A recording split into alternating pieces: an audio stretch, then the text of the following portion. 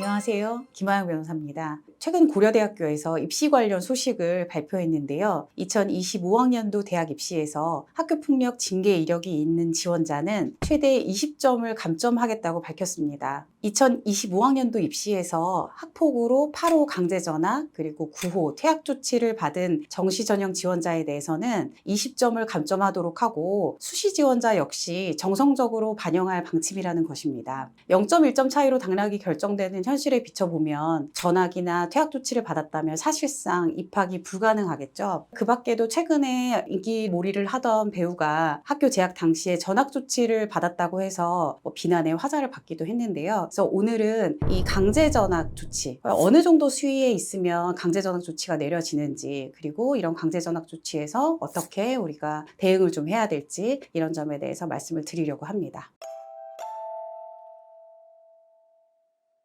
이제 학폭으로 강전, 소위 강전이라고 하죠. 강제 전학을 어떻게 받는지, 어떤 행위를 해야지 강제 전학 조치가 내려지는지 이런 점에 대해서 많이들 궁금해 하시는데요. 주변에 보면 사실 많은 것 같지만 별로 많지는 않아요. 왜냐하면 전학 조치는 굉장히 무거운 조치거든요. 그래서 학교 폭력 조치의 단계가 먼저 어떤 것이 있는지, 그 중에서 전학 조치가 어느 단계에 있는지를 알면 저희가 좀 가늠을 할 수가 있겠죠. 학교폭력 예방법은 학교에서 문제를 일으킨 학생에 대해서 이제 처분을 내리는 조치를 다 법으로 정하고 있습니다. 그래서 1호 많이 들어보셨을 텐데 1호 서면 사과부터 2호는 뭐 신고나 고발하는 학생에 대해서 뭐 협박을 하거나 보복을 하지 말아라. 그래서 접촉 금지, 소위 접촉 금지라고 많이 하고 있고요. 그리고 3호가 학교 내 봉사, 4호가 사회 봉사, 그리고 5호가 이제 특별 교육 이수, 그리고 심리 치료, 6호가 출석 정지. 그러니까 학교를 안 나가는 거죠. 7호 학급 교체, 그리고 8호가 전학, 9호가 퇴학 처분입니다. 여기서 퇴학 처분은 의무 교육이라고 하죠. 의무 교육에 대해서는 또 퇴학 조치를 내릴 수가 없어요. 그러니까 사실상 전학 조치가 가장 무거운 조치가 되는 겁니다. 그러면 이제 이런 조치들이 어떻게 해서 내려지느냐, 물론 위원들이 이제 심사를 하지만 5가지 정도로 학교 폭력 정도를 가늠을 하는데요. 첫 번째는 이게 얼마나 심각한지, 그리고 두 번째는 학교 폭력 행위가 어느 정도 기간을 두고 지속되었는지, 그리고 고의성, 일부러 작정하고 얼마나 했는지, 그리고 이제 4번째하고 5번째는 일이 발생한 다음에 가해 학생의 태도를 보는 건데요. 반성을 하고 있는지, 혹은 피해 학생과 화해가 이루어질 수 있는지, 이 점까지를 모두 파악해서 0점부터 4점까지로 점수를 매깁니다. 그러면 5가지 항목 중에서 만점이 되려면 20점이 되는 거잖아요. 그 중에서 전학과 퇴학은 16점부터 20점까지, 이 사이가 전학과 퇴학 처분이 내려지는 것입니다. 이걸 정리를 해드리면 심각성이 4점 높고, 지속성도 4점 높고, 고의성도 4점 높고, 그럼 벌써 12점이에요. 그러면 4점만 더 추가되면 이게 전학 조치가 내려지는 거거든요. 근데 반성 정도가 애매하고, 화해가 잘 돼야 낮은 점수를 받는 거고, 화해가 안 되면 높은 점수를 받는 건데, 화해가 잘 이루어지지 않으니까 점수가 높아지겠죠. 그래서 총점이 커지기 때문에 전학 조치를 받게 됩니다.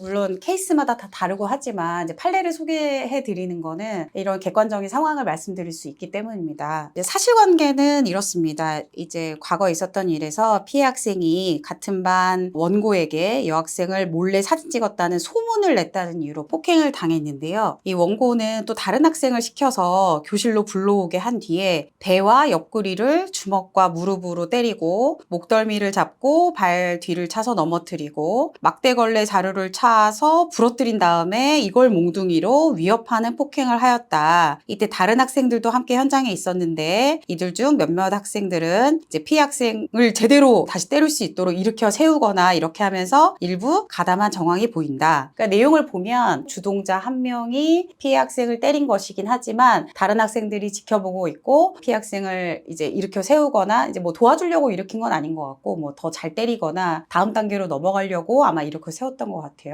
이런 상황에서 전학 조치가 내려진 것인데요. 전학 조치의 내용을 여러 가지 보면 물론 사안마다 사실관계는 다르지만 여러 명의 학생이 한 명의 학생을 때리거나, 혹은 뭐 야간에 폭행을 하거나, 아니면 지속적으로 오랜 기간 수차례 때리거나 폭행 협박을 해서 뭐 돈을 갈취한다거나, 이런 경우에 전학 조치가 내려집니다. 뉴스에서도 사실관계를 보신 일이 있을 텐데, 뭐 노래방을 데리고 가서 노래방에서 폭행을 하고 그 현장을 영상으로 찍어서 뭐 유튜브에 올린다거나 있거나 이런 내용의 경우에도 사회적으로 문제가 된 사례가 있었습니다. 이처럼 전학 조치는 그러니까 단순하게 뭐 어린 학생들 사이에서 잠깐의 뭐 트러블이 있거나 싸움이 있다거나 하는 정도만으로는 사실 내려질 수 있는 조치는 아닙니다. 왜냐하면 학교폭력 예방법은 가장 이제 중요하게 생각하는 것이 결국 학생을 위한 조치거든요. 근데 학생이 사실 다른 학교로 전학을 간다는 거는 새로운 환경에 적응해야 되는 또 어려움이 있습니다. 물론 새로운 환경에 가서 이 학생이 좀 더 마음을 고쳐먹고 잘 학교 생활을 할 수 있겠다 이런 점을 충분히 고려해서 위원들이 결정을 내리기 때문에 전학은 상당히 심각한 처분으로 볼 수 있는 것이죠. 그러니까 학교 폭력이 예전에는 신고하는 학생이 조금 적거나 아니면은 학교 내에서 이제 이루어졌기 때문에 위원회가 학생들끼리 화해를 시키거나 아니면 선생님들이 엄청난 노력 끝에 뭐 반성을 해서 처분의 수위가 좀 낮아지고 하는 경우가 있었던 것도 맞는 것 같아요. 그래서 상대적으로 조금 전학 조치가 적었다면 최근에는 이제 교육청으로 이관이 되면서 교육청에서 심의를 하고 하기 때문에 학생들 간의 개인적인 어떤 뭐 화해나 반성이 조금 그런 기회가 적어지면서 그냥 곧바로 처분으로 이어지는 경우가 많기 때문에 그런 것 같기도 하고요. SNS나 이런 걸로 인해서 노출이 많이 되기 때문에 최근에는 누가 전학을 받았다더라 대신해서 알려드립니다. 이게 중학교, 고등학교도 다 있거든요. 그래서 그런데 누가 뭐 무슨 일이 있었다더라 이렇게 막 올라오는 경우도 많아서 상대적으로 이제 알게 될 기회가 많아서 전학 처분이 많아진 것처럼 느껴지는 것이 아닌가 싶습니다.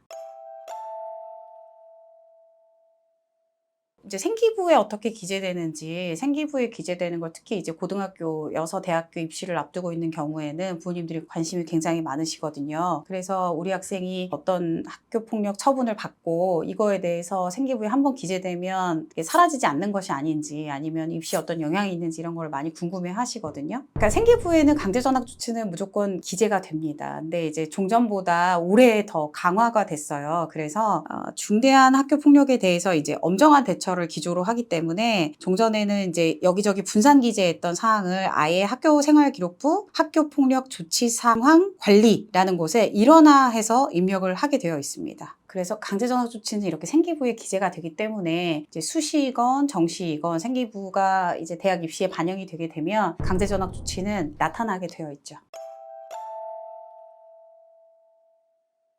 학교 폭력이 물론 형사상 문제가 되지 않는 경우도 있지만 전학 조치를 받을 정도면 사실상 형사상 문제가 되는 경우가 거의 겹칩니다. 그래서 폭행이나 상해가 있는 경우 그리고 다른 뭐 성추행이나 성적 문제가 있는 경우 강제추행의 경우 다 별도로 형사 고소가 가능합니다. 그래서 실제로는 학교 폭력과 형사 고소가 동시에 이루어져서 동시에 대응해야 되는 경우도 많이 있습니다. 그 학교폭력 예방법의 목적은 학교폭력의 예방과 대책에 필요한 사항을 규정해서 피해 학생을 보호하고 가해 학생을 선도하고 교육하는 것이 목적입니다. 피해 학생과 가해 학생 간에 이제 분쟁을 좀 조정을 해서 학생의 인권을 보호하고 학생을 건전한 사회 구성원으로 육성한다. 이게 이제 대학교폭력 예방법의 큰 목적이기 때문에 징계 처분 그 자체가 목적이 아닌 것이에요. 가끔 부모님들이 가해 학생에 대해서 이제 처분을 내리고 싶다, 벌을 주고 싶다 이렇게 생각하는 경우가 많으신데 실제로 학교폭력 예방법은 처벌이 목적이 아니거든요. 그래서 학생이 반성할 수 있는 기회도 주고 그래서 앞으로 선도가 될 것인지 그러니까 바르게 나아갈 것인지 기회를 많이 주고 그리고 피해 학생에 대한 보호가 필요한지 이런 점을 잘 파악하는 거예요. 그리고 서로 화해가 가능한지 그래서 화해가 가능하다면 처벌의 수위를 조정할 수 있도록 하는 거죠. 이 점을 주목해 보면 이런 점을 위원들에게 잘 설명할 수 있어야 되고 그리고 이 설명할 때는 그 내용도 물론 중요하지만 접근 방식도 굉장히 중요하거든요. 그래서 이럴 때 전문가인 변호사의 조언을 받아서 진행을 하시는 것이 도움이 많이 됩니다.